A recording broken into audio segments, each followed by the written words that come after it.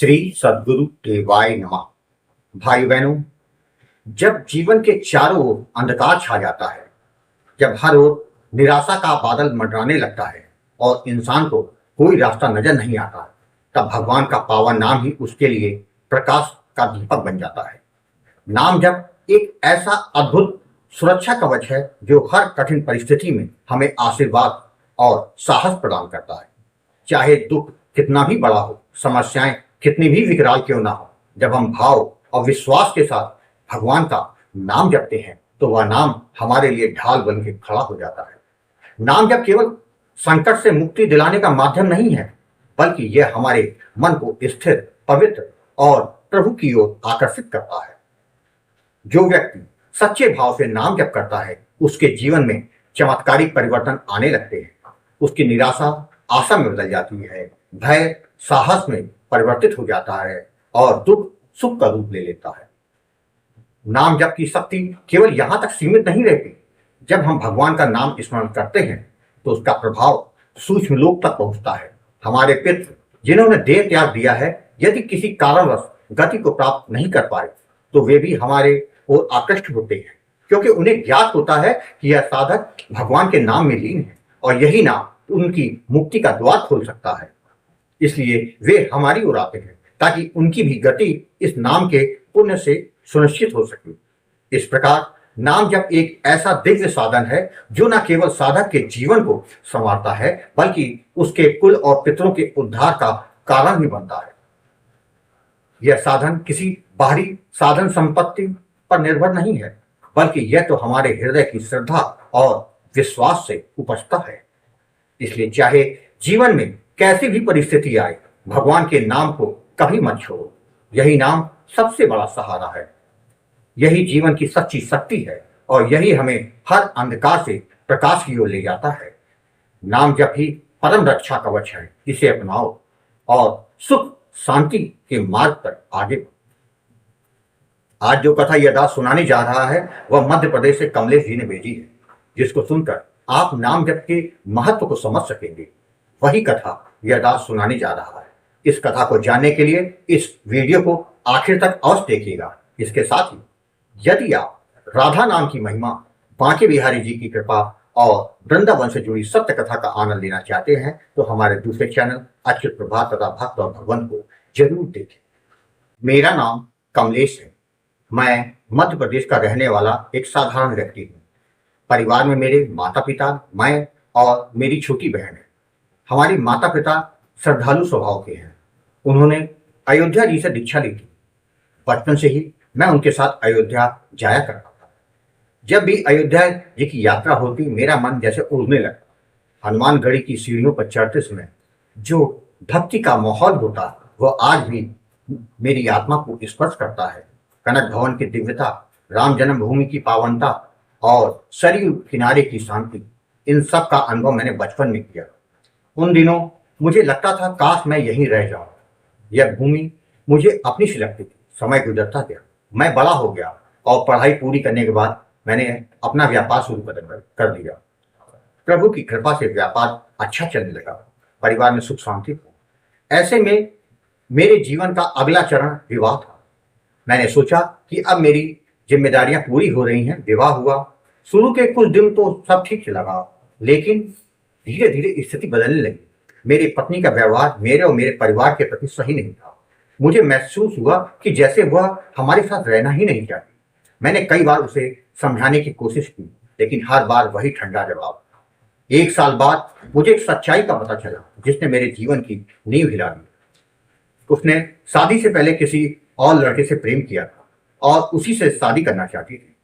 घर वालों के दबाव में उसने मुझसे विवाह किया, लेकिन मन उसका कहीं और था। उस समय मेरे दिल में क्या गुजरी यह शब्दों में कहना मुश्किल है। मैंने सोचा किसी का जीवन जबरदस्ती अपने साथ क्यों बांधूं। इसलिए मैंने उसे तलाक देकर आजाद कर दिया। उसने जल्द ही उस लड़के से विवाह कर लिया। इस घटना ने मेरे जीवन को झंझोर दिया। मैंने ठान लिया कि अब मैं दोबारा विवाह नहीं करूंगा। अब मेरी नजर अपनी बहन पर गई। उसकी उम्र 30 की हो चुकी थी, लेकिन विवाह के लिए कोई योग्य वर नहीं मिल रहा था। कारण यह था कि वह मंगली थी। इस वजह से माता पिता बहुत परेशान रहते थे। साथ ही मेरे पिता की सेहत भी ठीक नहीं रहती। कई सालों से उनकी दवाइयां चल रही। घर में हमेशा एक अजीब सा बोझिल माहौल रहता, जैसे किसी की नजर लगी हुई हो। शांति नाम की चीज जैसे घर से गायब हो गई। दिसंबर 2023 की एक रात मैं सो रहा था। अचानक स्वप्न में मैं अपने दादाजी को देखा। वो बहुत रो रहे थे। उनकी आंखों से बहते हुए आंसू मेरी आत्मा को कपा गए। मैं हड़बड़ाहट में उठा। समझ में नहीं आया कि यह क्या हो गया। मैंने सोचा शायद सपना ही होगा, लेकिन जब वही सपना कई बार आने लगा तो मैं बेचैन हो गया। आखिर ऐसा क्यों हो रहा है? फरवरी 2024 में एक दिन मैं अपने रिश्तेदार के घर गया। वहां उनकी बेटी यूट्यूब पर कोई वीडियो बड़े ध्यान से देख रही थी। मैंने मुस्कुराते हुए पूछा, इतना क्या ध्यान से देख रही हो? उसने कहा, भैया, गुरु जी का वीडियो है, राम नाम के प्रताप के बारे में। जिज्ञासा हुई। मैंने पूरा वीडियो देखा। हर शब्द जैसे मेरे दिल को छू गया। मैंने पूछा, क्या यह सब कथा सत्य है? उसने कहा, हाँ, यह लोगों के अनुभव है। मैं भी गुरु जी से नामदान दे चुकी हूँ। मैंने चैनल का नाम देखा, गोकुल भवन अयोध्या। उस दिन जब मैं घर लौटा तो मन में एक विचार था कि मुझे भी यह मार्ग अपनाना चाहिए। अगले दिन से मैंने चैनल के कई वीडियो देखने शुरू कर दिए। 3-4 दिनों में बहुत सारी वीडियो मैंने देख डाले। हर वीडियो ने मेरे मन में विश्वास की नई रोशनी जलाई। अंत में मैंने ठान लिया कि मुझे गुरु जी से संपर्क करना ही है। अगले दिन मैंने साहस जुटाया और फोन उठाया। मेरी आवाज में दर्द था। मैंने अपने जीवन की हर परेशानी गुरु जी आपको बताई। बहन की शादी, पिता की बीमारी, घर का भारीपन, दादाजी के सपने। गुरु जी, आपने शांत स्वर में कहा, बेटा, जीवन की सारी परेशानियों का कारण हमारे पूर्व जन्म के पाप कर्म होते हैं। इसी कारण नकारात्मकता हर तरफ दिखती है। इसका एक ही उपाय है, प्रभु का पावन नाम। इन शब्दों ने मेरी आत्मा को झंझोर दिया। उसी क्षण मैंने ठान लिया कि मैं नाम जप करूंगा। गुरु जी, आपने मुझे सीताराम नाम का दान दिया। जप की विधि और सावधानी के बारे में सब विस्तार से समझाया। मैंने निश्चय किया कि पूरी निष्ठा से इसका पालन करूंगा। मैंने अपनी बहन को भी नामदान दिलवा दिया। फिर शुरू हुआ हमारा नाम जप। सुबह शाम का नियम, मन को प्रभु में लगाना, यह सब जीवन का हिस्सा बन गया। धीरे धीरे एक अजीब सी शांति घर में उतरने लगी। 7 महीने बीते। फिर एक रात वही सपना आया। दादाजी फिर रोके रो दिए। मैं बेचैन हो गया। तुरंत गुरु जी आपसे मैंने संपर्क किया। आपने कहा, तुम्हारे दादाजी की गति बिगड़ गई है, पितृपक्ष में उनका गया करवा लेना। और आपने एक काम बताया कि यह पितृपक्ष में कर लेना तो उनकी गति सही हो जाएगी। मैंने पूछा, गया जाना होगा? गुरु जी, आपने कहा, अयोध्या के नंदी ग्राम में सदगुरु भगवान ने विष्णुपाद स्थापित करवाया है, वहां जाके करवा लो। गुरु जी के निर्देश पर मैंने माता पिता के साथ नंदीग्राम गया और वहां जैसा गुरु जी आपने बताया सब विधिवत किया और पितृपक्ष में वह काम भी किया जो आपने बोला। यह अनुभव बहुत गहरा। 1 माह बाद मैंने दादाजी का फिर स्वप्न देखा, लेकिन इस बार दृश्य बदला हुआ। वे किसी मंदिर में बैठे सीताराम नाम का कीर्तन कर रहे थे। उनके चेहरे पे अद्भुत शांति थी। जब मैंने यह बात गुरु जी आपको बताई, आपने कहा, अब उनकी गति हो गई है। उस पल मेरी आंखों से आंसू बह निकले।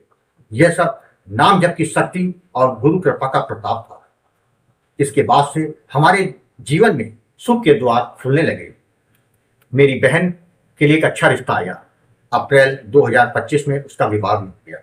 मेरे पिता का स्वास्थ्य धीरे धीरे ठीक होने लगा। घर में जो भारीपन था वो गायब हो चुका था।